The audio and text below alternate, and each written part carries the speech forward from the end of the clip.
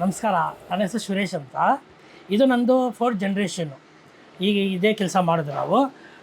ನಮ್ಮ ಮುತ್ತಾತ ಅವ್ರು ತಮಿಳ್ನಾಡಿಂದ ನಾವು ಬಂದಿರೋದು. ನಾವು ಇಲ್ಲಿ ಬಂದು ಒಂದು 4th ಜನ್ರೇಷನ್ ಇಲ್ಲೇ ನಾವು ಹುಟ್ಟಿ ಬೆಳೆದಲ್ಲ ಇಲ್ಲೇ ನಾವು. ಆ್ಯಕ್ಚುಲಿ ನಮ್ಮದು ಫಸ್ಟ್ ಜನ್ರೇಷನ್ ಬಂದು ತಮಿಳ್ನಾಡು, ಅಲ್ಲಿಂದ ಬಂದಿರೋರು. ಇಲ್ಲಿ ಕ್ಯಾಸ್ಟಲ್ಲಿ ಒಂದು 3 ಕ್ಯಾಸ್ಟ್ ಇದೆ. ಹಿಂದಿಯಲ್ಲಿ ಪ್ರಜಾಪತಿ ಅಂತವ್ರೆ, ಕನ್ನಡದವ್ರು ಕುಂಬಾರ ಅಂತವ್ರೆ, ನಾವು ಒಡಿಯಾರ್ಸು.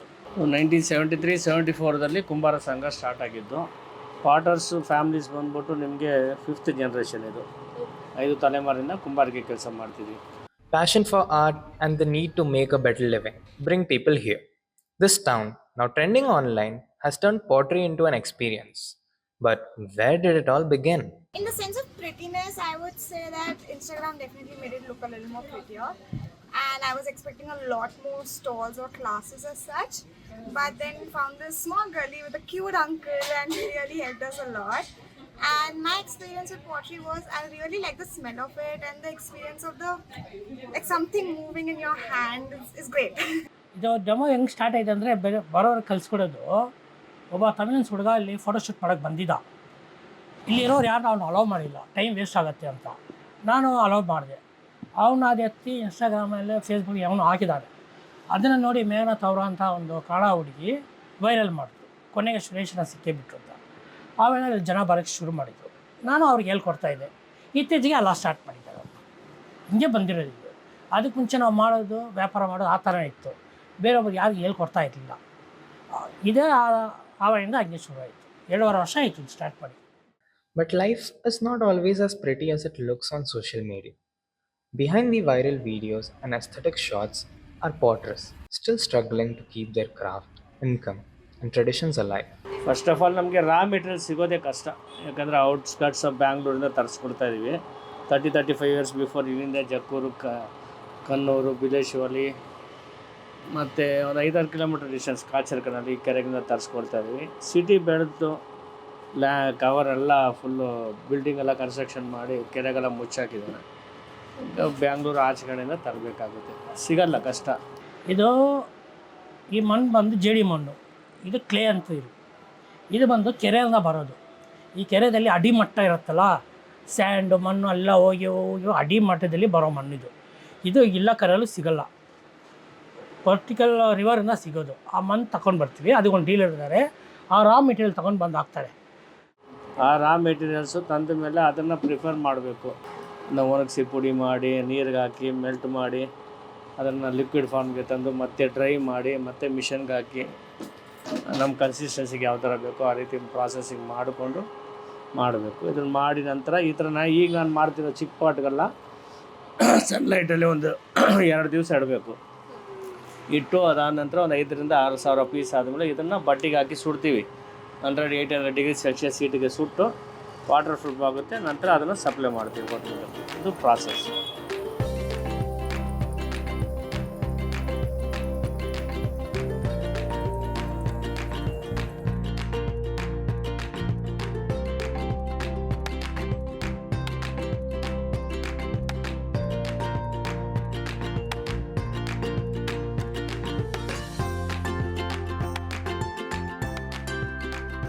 ಈ ಪಾಟ್ರಿ ಬಂದು ಆ ದೇವ್ರ ಸೃಷ್ಟಿ ಮಾಡಿದ್ದು. ಇವಾಗ ನಾವು ಹೆಂಗೆ ಚೆಂದಾಗಿ ಬೆಳಿತೀವೋ ಅದು ಚೆಂದಾಗಿ ಬರುತ್ತೆ, ಕ್ಲೀನಾಗಿ ಬರುತ್ತೆ. ನಾವು ಜೀವನದಲ್ಲಿ ಹೆಚ್ಚು ಕಡಿಮೆ ಇದ್ದರೆ ನೋಡಿ ಈ ಥರ ಆಗ್ಬಿಡುತ್ತೆ. ಇದು ಲೈಫ್ ಥರ, ನಾವು ಹೆಂಗೆ ಬರ್ತೀವಿ ಹಂಗೆ ಚೆಂದಾಗಿ ಬರುತ್ತೆ. ಫಸ್ಟು ಮಾಡೋರು ತುಂಬ ಜನ ಇದ್ದರು, ಇವಾಗ ಮಾಡೋದು ತುಂಬ ಕಡಿಮೆ ಇದ್ದಾರೆ. ಆವಾಗ ಬಿಸ್ನೆಸ್ ಕಡಿಮೆ ಇತ್ತು, ಮಾಡೋರು ಜಾಸ್ತಿ ಇದ್ದರು, ಬಿಸ್ನೆಸ್ ಕಡಿಮೆ ಇದೆ. ಇವಾಗ ಮಾಡೋರು ಕಡಿಮೆ ಇದ್ದಾರೆ, ಬಿಸ್ನೆಸ್ ಜಾಸ್ತಿ. ಇವಾಗ ಮಾಡೋರು ಜನ ಇಲ್ಲ. ಕಾರಣ ನೀವು ಹೇಳ್ದಂಗೆ ಟೆಕ್ನಾಲಜಿ ಬಂದೈತಲ್ಲ, ಅಲ್ಲ ಪ್ರತಿಯೊಬ್ಬರು ಮಿಷಿನರಿನ ಯಾರು ಲೈಕ್ ಮಾಡಲ್ಲ. ಕಾರಣ ಏನಂದರೆ ಒಂದೇ ಡಿಸೈನ್ ಬರುತ್ತೆ. ಇದು ಡಿಫ್ರೆಂಟ್ ಟೈಪ್ಸ್ ಆಫ್ ವೆರೈಟೀಸು. ನೀವು ಯಾವ ಥರ ಡಿಸೈನ್ ಹೇಳ್ತಿರೋ ಅದು ಮಾಡಿಕೊಡ್ತೀವಿ. ಆ ಮಾಡಿಕೊಡೋರು জনা কমে যায়। আমি শিলিগুড়ি থেকে ডিজাইনে গ্র্যাজুয়েশন করেছি। সেই সূত্রেই এখানে আসা আরকি। একটা কোম্পানির আন্ডারে কাজ করছি। এখন তো যখন যেখানে কাজ দেয় তখন সেখানেই যাওয়া, এই আরকি। এখানে ব্যাঙ্গালোরে আসার জন্য প্রায় ওই ১ বছর ধরে বলছে, কিন্তু আমি বেশি গুরুত্ব দিইনি ব্যাপারটাকে। এখন ৬ মাস হয়েছে এখানে এসছি। কাজ ভালো পাওয়া যায়। এখানে মার্কেটটাও তুলনামূলক বেশ ভালো ওইখানের থেকে। সেলও ভালোই হয়। আর টাকাটাও ভালো পাওয়া যায় এখানে। থাকতে একটু অসুবিধা হচ্ছে ছোট জায়গা বলে। কিন্তু এই নতুন ডিজাইন বানানোর কাজটা বেশ ভালোই লাগে। ভালোবেসে করি তাই অত ভাবি না আরকি। ಇವಾಗ ಬಂದೈತೆ ಟೆಕ್ನಾಲಜಿ ಪ್ರಕಾರ ಬಂದೈತೆ, ಪ್ರೆಸ್ಸಿಂಗ್ ಬಂದಿದೆ.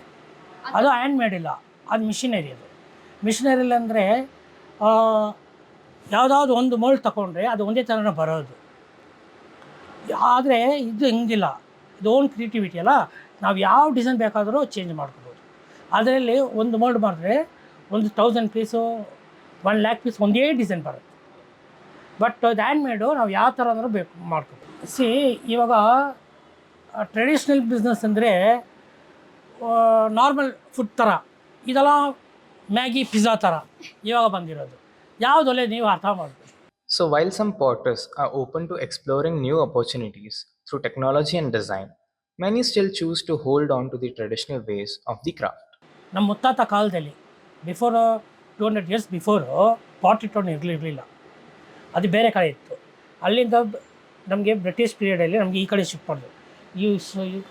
ಮೈ ರೋಡ್ ಇದ್ದಲ್ಲ ಮನೆಗಳು, 46 ಮನೆಗಳು ಬ್ರಿಟಿಷನ್ನು ಪ್ರೊವೈಡ್ ಮಾಡಿದ್ದು ಪಾಟ್ರಿ ಅವ್ರಿಗೆ. ಆವಾಗ ನಾವು ಅಲ್ಲಿ ಮಾಡ್ತಾಯಿದ್ವಿ.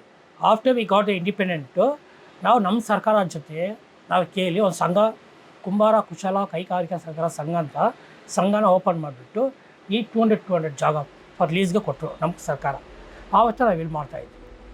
ಲ್ಯಾಂಡ್ ಲೀಸ್ ಎಕ್ಸ್ಟೆನ್ಷನ್ಗೆ ಸರ್ಕಾರ ಒಪ್ಕೊಳ್ತಾ ಇಲ್ಲ. ನಮಗೆ ಲೀಸ್ ಎಕ್ಸ್ಟೆನ್ಷನ್ ಮಾಡೋಕ್ಕೆ ಪ್ರಾಬ್ಲಮ್ ಕೊಡ್ತೀವಿ. ಯಾಕಂದರೆ ಪಕ್ಕದಲ್ಲಿ ಮೆಟ್ರೋ ಹಿಡಿದು ಅಡ್ಜೆನ್ಸೆಂಟ್ ಪ್ರಾಪರ್ಟಿ 20,000 ಅಡಿ ಬೇರೆ ಯಾವ ಥರ ಕಾಂಪ್ಲೆಕ್ಸ್ ಥರ ಮಾಡಬೇಕಂತ ಪ್ಲ್ಯಾನ್ ಇಟ್ಟಿದ್ದಾರೆ ಸರ್ಕಾರ. ಆಲ್ರೆಡಿ ಫಸ್ಟು ಪ್ರಾಬ್ಲಮ್ ಇತ್ತು, ಅದೆಲ್ಲ ಫೈಟ್ ಮಾಡಿ ಸಾಲ್ವ್ ಮಾಡ್ಕೊಂಡು ಥ್ರೂ ಸೋಷಿಯಲ್ ಮೀಡಿಯಾ ಮುಖಾಂತರ ಸಪೋರ್ಟ್ ತಗೊಂಡು ಚಾನಲ್ ಅವರೆಲ್ಲ ಸಪೋರ್ಟ್ ಮಾಡಿದ್ರು. ಇವಾಗ ಮತ್ತೆ ಪ್ರಾಬ್ಲಮ್ ಮಾಡ್ತಾ ಇದ್ದಾರೆ. DCM ಅವ್ರಿಗೂ ರಿಕ್ವೆಸ್ಟ್ಮೆಂಟ್ ಕೊಟ್ಟಿದ್ದೀವಿ ನಾವು, ಬಟ್ ಏನೋ ರೆಸ್ಪಾನ್ಸ್ ಮಾಡ್ತಾ ಇಲ್ಲ. ಪ್ರಾಬ್ಲಮ್ ಅಂದರೆ ಮತ್ತೆ ಫೈಟ್ ಮಾಡಬೇಕಾಗುತ್ತೆ ನಾವು. ಈಗ ಹೋಲ್ಡ್ ರೇಟ್ ಇದ್ದಿದ್ದು ಪರ್ ಇಯರ್ 500 ರುಪೀಸು, ಈಗ 1 crore ಕೇಳ್ತಾ ಇದ್ದಾರೆ. ಸೊ 500 1 crore ಅಷ್ಟೆಲ್ಲ ನಾವು ಕಟ್ಟಕ್ಕೆ ಬರೋಲ್ಲ. ಅವ್ರು ಲೆಕ್ಕ ಹಾಕಿದ್ರೆ ಒಂದು ದಿವಸಕ್ಕೆ 1000 ರುಪೀಸ್ ಈ ಅಂಗಡಿಗೆ ಕೇಳ್ತಾರೆ 10x20 200 ಸ್ಕ್ವೇರ್ ಫೀಟ್ಗೆ. Where the government should be helping sustain and protect these art forms, many artisans feel their struggles are only increasing because of the lack of support and constant challenges created around them. No chance at all, nothing. Just we can't save any money, nothing. Just we can work hard, you have to eat, that's all. We can't save money. Fully family have to work hard. We can't save. ನಾನು, ನನ್ನ ಮಗ, ನನ್ನ ಹೆಂಡತಿ, ಮಗಳು ಎಲ್ಲ ಸೇರಿ ಮಾಡಿದ್ರೆ 1.5 lakh ಮಾಡ್ಬೋದು ಪರ್ ಮಂತು. ಒಬ್ಬರೇ 1 man ಆರ್ಮಿ ಅಂದರೆ ಏನೋ ಒಂದು 50,000 ಮಾಡ್ಬೋದು. ಅದರಲ್ಲಿ ಖರ್ಚಿಗೆ ಎಲ್ಲ ಹೋಗ್ಬಿಟ್ರೆ ನಮಗೆ ಒಂದು 20,000 ಹೋದ್ರೂ 30,000 ರೂಪಾಯಿ ಸಿಗುತ್ತೆ. ಬಿಸ್ನೆಸ್ಸು ಎಲ್ಲಿದ್ರು, ಈ ಎಕ್ಸಾಂಪಲ್ ನಿಮಗೆ ಉತ್ತರ ಕರ್ನಾಟಕ ನಮಗೆ ಆ ಕಡೆ ಸ್ವಲ್ಪ ಸಂಘ ಸಂಸ್ಥೆಗಳಿದೆ, ಡೆವಲಪ್ ಮಾಡ್ಕೊಂಡಿದ್ದಾರೆ, ಎಕ್ಸ್ಪರ್ಟ್ ಮಾಡ್ತಾರೆ, ಆ ಕ್ವಾಲಿಟಿ ವರ್ಕ್ ಕೊಡ್ತಾರೆ. ಸೋಷಿಯಲ್ ಮೀಡಿಯಾ ಬರೋಕ್ಕೆ ಮುಂಚೆ ಇಲ್ಲಿ ಒಂದು ಪಾಟ್ರಿ ಟೌನ್ ಇದೆ ಅಂತ ತುಂಬ ಜನ ಗೊತ್ತಿರಲಿಲ್ಲ. ಇವಾಗ ವೈರಲ್ ಆಗ್ತಾಯಿದೆ, ಪ್ರತಿಯೊಬ್ಬರು ವರ್ಲ್ಡೇ ನೋಡ್ತಾ ಇದೆ ಇಂಥ ಜಾಗದಲ್ಲಿ ನಾವು ಪಾಟ್ರಿ ವರ್ಕ್ಶಾಪ್ ಇದೆ ಅಂತ. ಇಲ್ಲಿ ಶುರುವಾಗಿದ್ದು ಇಡೀ ಪ್ರಪಂಚ ನೋಡ್ತಾ ಇದ್ದು, ಎಲ್ಲರೂ ಸ್ಟಾರ್ಟ್ ಮಾಡವ್ರೆ, ಒಳ್ಳೆಯದೇ. And in the middle of it all, one question remains: how long can this art survive without real support? ಯಾವ ಕಮ್ಯುನಿಟಿಯಲ್ಲಿ ಯೂನಿಟ್ ಇದೆ? ಎಲ್ಲ ಕಮ್ಯುನಿಟಿಯಲ್ಲೂ ಇಲ್ಲ. ನಮ್ಮ ಕಮ್ಯುನಿಟಿಯಲ್ಲ, ಯಾವ ಕಮ್ಯುನಿಟಿಯಲ್ಲ. ನಿಮ್ಮ ಸ್ಕೂಲಲ್ಲಿ ಹೋದ 20-40 ಸ್ಟೂಡೆಂಟಲ್ಲಿ 10 ಜನ ಕಮ್ಯುನಿಟಿ ಇರೋಲ್ಲ, 20 ಜನ 4 ಟೀಮ್ ಇರುತ್ತಲ್ಲ, ಎಲ್ಲದರಲ್ಲೂ ಇರುತ್ತೆ. ಬಟ್ ನಮ್ಮ ಜನಾಂಗದಲ್ಲಿ ಸ್ವಲ್ಪ ಜಾಸ್ತಿನೇ ಒಗ್ಗಟ್ಟಿಲ್ಲ, ಯೂನಿಟ್ ಇಲ್ಲ. Our family, they told we should continue. For workshop, we should do. Even he will make pottery. Even my friend, my brother studied in St. Joseph, European. Yeah, he is working.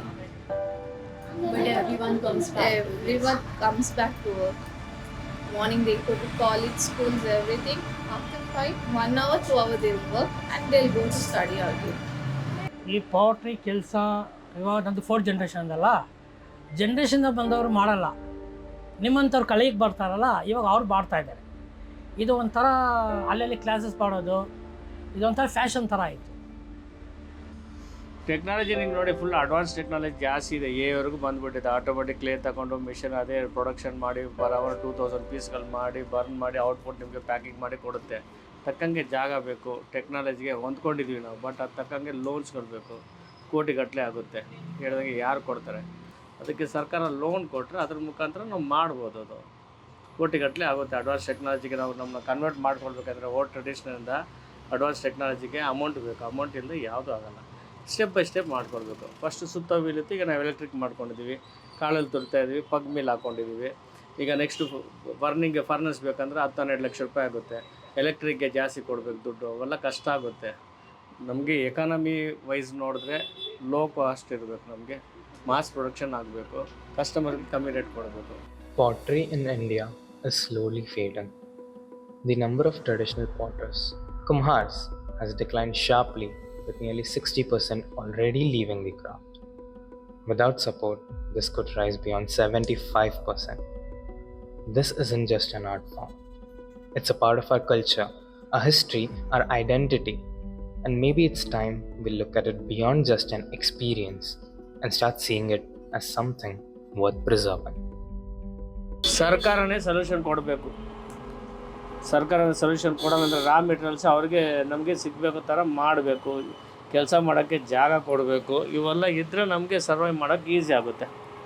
ಪ್ರತಿಯೊಂದು ಜೀವನ ನಡೆಸಬೇಕು ಆ ಉದ್ದೇಶದಿಂದ ಮಾಡಿಗಂತ ಯಾವುದೋ ಒಂದು ಕೈ ಕೆಲಸ ನಾವು ಕಲಿತು ಇಟ್ಕೋಬೇಕು. ಅದು ಯಾವತ್ತೂ ಯೂಸ್ ಆಗುತ್ತೆ ಅಲ್ವಾ? ಕಲೀಲೇಬೇಕು. ಯಾವುದೇ ಕೆಲಸ, ಪಾಟ್ರಿ ಆಗಲಿ, ಕಾರ್ಪೆಂಟ್ರ್ ಆಗಲಿ, ನಮಗೆ ಯಾವುದಾದ್ರು ಒಂದು ಕೆಲಸ, ಕೈ ಕೆಲಸ ತೊಗೊತಿರ್ಬೇಕು. ಅದು ಒಳ್ಳೆಯದು.